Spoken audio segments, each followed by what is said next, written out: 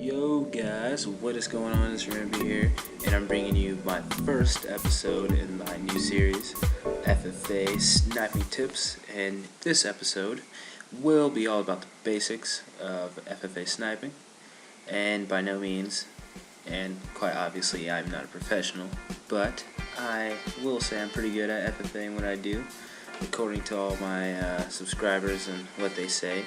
Now, I've been getting a few tweets on this series, and I pretty much came to the conclusion that, you know what, I should do it because not too many people do it, focusing on FFA, and I think it'd be a really good thing to get started, a good series to get started for people who have been, demolition, domination, headquarters kind of feeders, and they want to switch over and try FFA, give it a shot. So I'm hoping I can provide you guys with a few tips. So let's get right into it.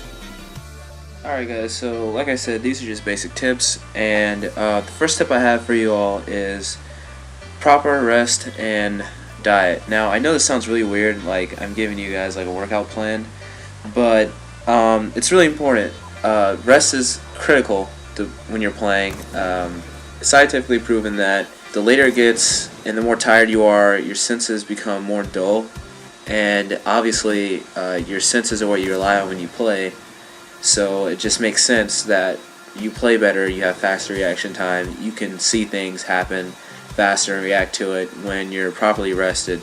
And when it comes to a diet and eating right, I was bored one day and I looked up foods that would help increase reaction time, and I didn't really get any specific foods, but I do know that like chocolate and like sweet stuff like candy, things like that, it increases your heart rate. So in a sense, it kind of increases your reaction time, but over time, it dramatically decreases your reaction time and decreases your heart rate. So like it'll speed it up, but then after it's worn off, kind of like caffeine, like it slows everything down, so you might not be able to react quite as fast. So I mean, things like gamma, that stuff actually will help because it actually provides energy, a consistent kind of energy to your body, so it definitely helps with your reaction time. Okay, so number 2, the right attitude. It's always good to go into anything that you're doing with the right attitude. That's really crucial, probably more so than or as crucial as rest and diet. Coming in with the right attitude will help you be motivated, which is completely important to like why we even play and go for clips, everything like that. So the right attitude, you want to come into a game or whatever you're doing, hoping that you're going to hit something, and hoping that you can play.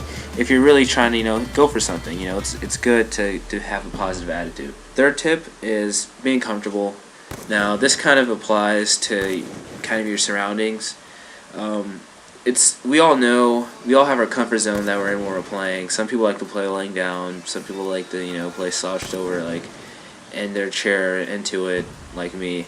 And then some people just like to play, like, I don't know, with their legs crossed, or whatever you do, find out how you play the most comfortably, and stick with it. It'll make you play better. The fourth tip I have is using your senses when you're playing. This kind of goes back to number 1, rest and diet. You need to have that so you can actually utilize all your senses. Things like free-for-all feeding, it really capitalizes on your hearing. When you're regularly feeding, it only pertains to your eyesight for the most part, because there's so much commotion going on. You hear a whole bunch of things going on at the same time, so you don't really need to rely on it. You just need to see the feed spot or the feeding zone, like where they're coming from, and you just have to use your eyes, point, and shoot. But when you're free-for-all feeding, you have to use your ears a lot as well. So you have to be able to react to things that are going on, like behind you, to the side of you, like in your blind spots, everything, and you have to react fast to it. So that kind of goes back again to number 1, like I said, because you can't really react to things that are happening as soon as it happens if you're not properly rested, and you can't react to it. So it's just going to be harder for you to play, and that will affect your attitude, because you'll be like, I can't react to things, my reaction time is slow, what's going on, and it'll kind of bother you. So that's really important. And number 4, identify your playing style. And now what I mean by that is you have to kind of take time out and think about how you play and realize how you play, and if you need to make adjustments, adjust it for free-for-all. There will be adjustments for free-for-all. I had to make adjustments. I was always used to playing free-for-all, but when it came to getting feeds in free-for-all, it was a completely different thing because I didn't know how to like read the spawns. It was different from my playstyle, and a lot of people's playstyle, because they're used to regular feeding and domination headquarters or demo, whatever you play, it's mostly like you're focused on a zone or like a feeding spot. So you're expecting, like there's a preconceived notion in your brain to where because you know the maps, you're like thinking that, okay, you know where they're going to come from. They're all running in one direction towards you. There's never anybody necessarily behind you unless you're teammates, and you don't really have to worry about what's behind you in a sense. So you're going to have to change your playing style. For me personally, I've been trying to make my playing style a lot faster. So it affects all my other categories that I've mentioned, like my senses, how comfortable I am, because it has been making me a little uncomfortable because, you know, I have to move faster, so my shot has to be a little bit more on. But the reason I'm doing it is so I can try and go for a little bit better clips that are more entertaining.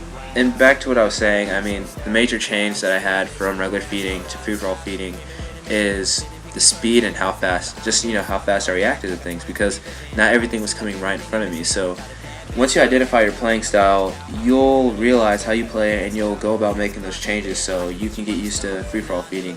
So that's all I really have for my first episode. If this gets 10 likes, I'll continue with the second episode. And this first episode, like I said, I just wanted to start off with the basics and tell you guys some things that would really help at the most basic level that a lot of people don't really think about. But these are some things I really put some thought into, so I'd appreciate if you guys left a like and a comment. And if I get 10 likes, I'll go on with episode 2, like I said. And episode 2 will be a in-depth tutorial, and I'll have examples of feeds, me hitting some clips, showing you guys what I mean. I don't know what the second episode is going to be about quite yet, but I'm definitely going to make one if I get 10 likes, and I'll have it out very shortly. And once again, I thank you guys for watching. Hope you enjoyed this first episode of FFA Sniping Tips. It's been Rambiii. I'll catch you guys later. I'm out. Peace.